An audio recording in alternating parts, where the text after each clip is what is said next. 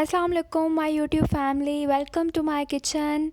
بسم اللہ الرحمن الرحیم۔ جی آج ہم پہلی اپنی افطاری بہت مزیدار پکوڑوں کے ساتھ افطار کریں گے جو آپ نے پہلے کبھی نہیں بنائے ہوں گے۔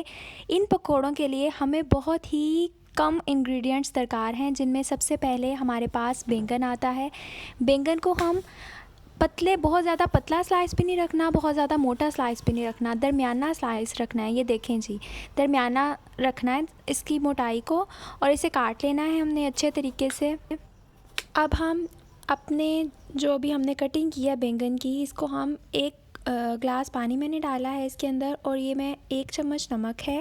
نمک میں پورا نہیں ڈالوں گی، آدھا ڈالوں گی۔ پہلے اس کے اندر میں بینگن کو ایڈ کروں گی، اور انہیں اچھے سے مکس کرنے کے بعد میں اس کے اندر نمک کو ایڈ کروں گی۔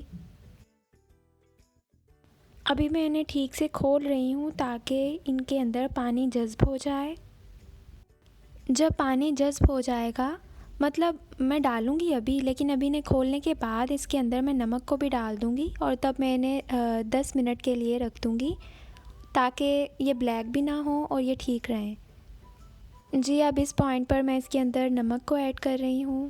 جی میں نمک ایڈ کر رہی ہوں، ہاف جو نمک ہے میں ابھی ایڈ کروں گی، اور ہاف جب میں اس کا بیٹر بناؤں گی تب اس کے اندر ایڈ کروں گی۔ اب اسے میں نے اچھے سے مکس کر دیا ہے، اور اب ہم اسے 10 منٹس کا ریسٹ دیں گے۔ اتنی دیر ہم اس کا بیٹر جو ہے اسے پریپیئر کرتے ہیں۔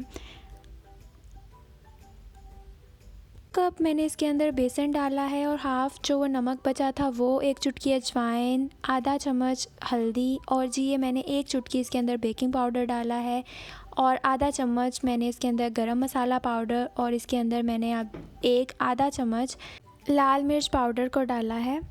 اور میرا بیسن تھوڑا کم ہے، اس لیے میں بیسن 3 چمچ تقریباً میں نے اس کے اندر اور ایڈ کیا ہے۔ یہ ہمارا کل ملا کر 1 کپ سے تھوڑا سا کم، 1 کپ سے 1 چمچ کم بیسن ہو گیا ہے۔ اب یہ 1 گلاس ہمارے پاس پانی ہے، پانی کے ساتھ ہم اسے اچھے سے مکس کریں گے۔ ہم نے اپنے بیٹر کو نہ زیادہ پتلا رکھنا ہے اور نہ ہی زیادہ گاڑھا رکھنا ہے۔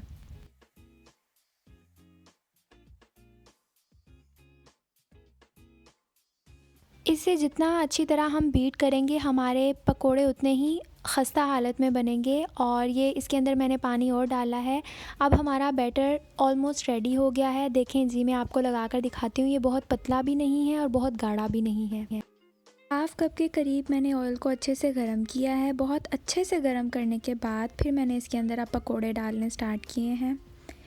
یہ ہمارے پکوڑے آلموسٹ 3 to 4 منٹ میں ریڈی ہو جائیں گے۔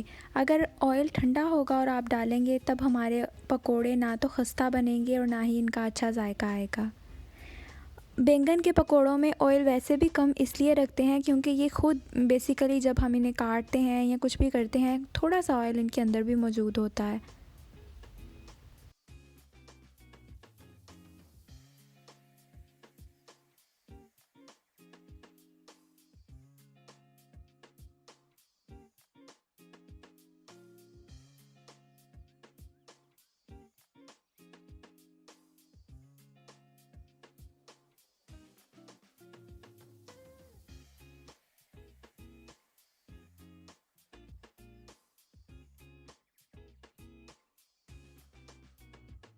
ماشاءاللہ جی میرے پکوڑے بہت اچھے ریڈی ہو گئے ہیں، بہت خستہ تیار ہوئے ہیں، بہت اچھی خوشبو آ رہی ہے۔ آپ پلیز اس ریسیپی کو ضرور ٹرائی کیجئے گا، اور مجھے دعاؤں میں یاد رکھیے گا۔